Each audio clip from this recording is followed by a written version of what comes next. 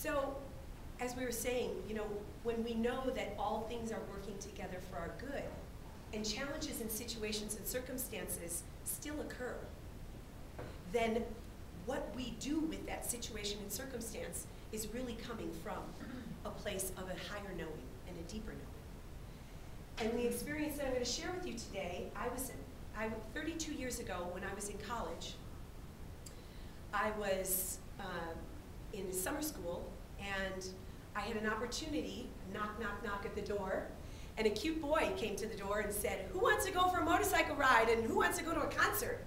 And so I had a decision to make.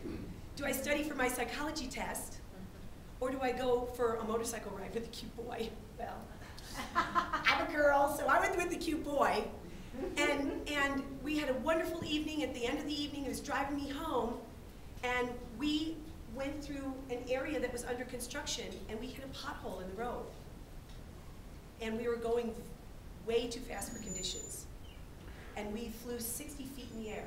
He flew 60 feet in one direction, I flew 60 feet in another direction, and the motorcycle flew 60 feet in another direction. And it was in the middle of the night. It was about a little after 1 o'clock. And a psychology professor was actually driving around in his four-wheel drive Jeep and saw Mark's red baseball cap sitting on the dirt mound. And he ran to the nearest farmhouse and called 911. And when they arrived, Mark had died instantly. And they found me in a pile of rubble, and they flew me instantly to St. Louis University Hospital. I was going to school in Southern Illinois. And when my parents got the dreaded phone call in the middle of the night, they said, "Get here quickly. Your daughter's been in a serious motorcycle accident. We don't think she's going to make it through the night." So their 6-hour drive turned into an 11-hour drive in pure silence. My dad said the fog was so thick that night he couldn't even see his headlights. And my mother has later since told me that she spent the entire time writing my funeral.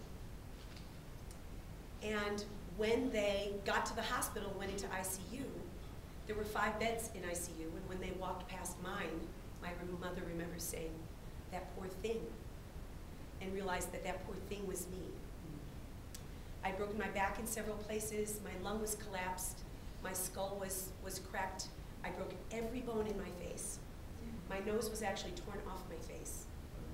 And my, not a pretty picture. Not what you would call a good situation. And they literally put my face together from a photograph because they didn't know where to begin. And it was a long 2.5 months. Many, many, many facial surgeries. I was in a full body cast in 1980, that's what they did. And all my family and all my friends and the prayers and the love that were around me were just unbelievable, just beyond words. But I do remember my waking thought when I came to. I knew that God had given me a second chance. And I also knew that I had dreams and desires in my heart. And 2.5 months later, they released me from the hospital, and they told me 3 things. You're never going to walk again without assistance. You're never going to have children. And we did the best we could. We did the best we could with what we had. And there was something in me that was a knowing. And they were not telling me my life. They were not telling me, MD stands for minor deity. Those MDs had a whole nother idea for my life. That wasn't my life. That wasn't my life. I knew that if I had a dream and a desire in my heart to have children, to have a family, to walk, to experience the greatest life possible, and I was just given this second chance at life, that was the image I was going to hold. That was where I was going to step forward in my confidence. I was going to advance confidently in the direction of my dreams. I didn't know how. I had no idea. At that point, I'd been laying flat for 2.5 months, and my legs were as big as my arms. I had no muscles. But it was one step at a time. And I have 2 beautiful children. My daughter's here with us today, and she is my heart. She is my heart walking, and I know that I prayed her forth too. because I knew that I had a dream in my heart to be a mother, to have children. I didn't know how. I didn't know how, and how is never your work. And not only do I walk without assistance, I climb mountains. We've climbed Mount Kilimanjaro together. We've climbed Mount Whitney. And the truth of the matter is we all climb mountains every single day. So what mountains are you climbing right now? What would you love your life to look like? What would you love? That's the image you want to hold. You don't want to pay attention to the minor deities. You want to pay attention to the one source, the one power. And it's right here. And it's the knower that knows right where you are.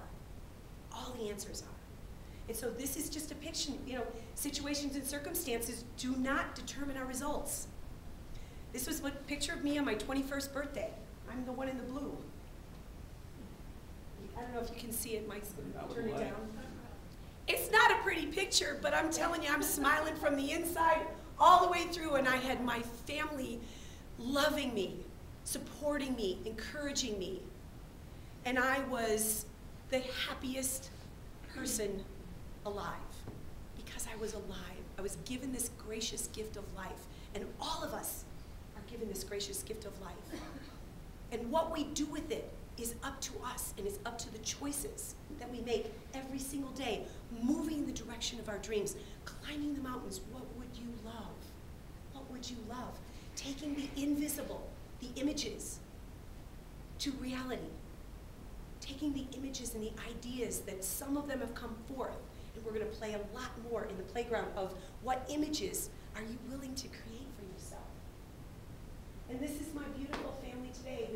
My children came to hear me speak at Easter Sunday, and this is my mom and dad, my crazy parents on their 50th wedding anniversary, and my brothers and sisters and my brother-in-laws, and all my nieces and nephews on my side of the family, and we're all just celebrating life.